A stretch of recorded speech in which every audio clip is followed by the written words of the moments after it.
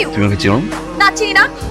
এই মেয়ে তো ক্যাম্পাসে নতুন নতুন রে। নতুন পদ্ধতিতে কি হবে? আপনি দেখছেন না মেয়েরা খেলতেছে, খেলার মধ্যে আপনি বলটা কেন নিয়ে গেলেন? ও মাই গড, কাজটা কি করলো? মানে আমার মুখ ললিপপ দিয়ে বন্ধ করে দিল। দাঁড়িয়ে আছিস কেন? এটা রাখ। এই বলে এখানে কি করলো?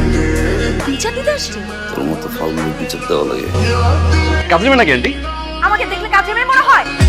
মনে হয় কোন অ্যাঙ্গেল থেকে মনে হয় আমি কাজের মেয়ে? সব অ্যাঙ্গেল থেকেই মনে হয় কাজের ছেলে। তুই যা, চা বানাইনি। হ্যাঁ, আমাকে অপমান করছিস। তোরে আজকে আমি এমন চা খাওয়াবো না, সারাটা জীবন মনে থাকে। আঙ্কেল আপনি আমার বাবার মতো। আপনি আমার বাবা। এতবার আপনি রিকোয়েস্ট করছেন, আপনার মুখে আমি না বলতে পারি? ভাইয়া চাটা খান না, ঠান্ডা হয়ে যাচ্ছে। নাইস টি। বাবা ঠিক আছিস? আমার নাম জামাল গোটা। আবির ভাইয়ের মতো ভালো ছেলে অত্র এলাকায়, তোর জন্য সে কালকে নিজের লাইফ রিস্ক নিয়ে মারামারি করলো। আমার কাছে জাস্ট মনে হইলো সে একটা নায়ক আর তুই নায়িকা। আমি গ্যারান্টি দিয়ে বলতেছি আবির ভাই তোরে ভালোবাসে।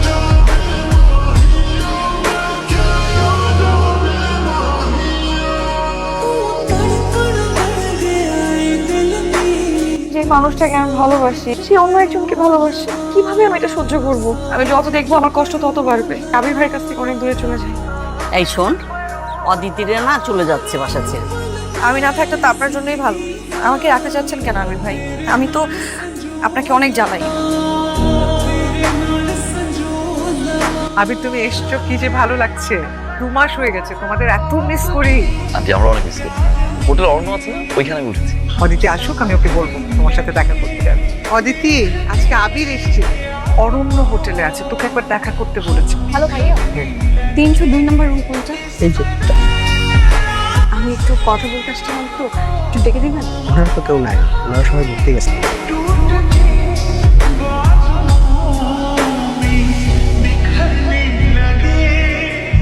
আর তোমার এনগেজমেন্ট কোথায় একটু আমার সাথে সাথে থাকলে আমার সব ঠিক আছে কিনা দেখবি। I'm sorry. হাই রে আবির, তোমার সাথে আমার দেখা হলো, কিন্তু সেই দেখা হলো তাও আমার এনগেজমেন্টের দিনে।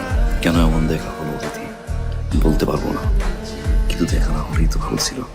আপনি আমাকে আগলে রাখতেন কেন?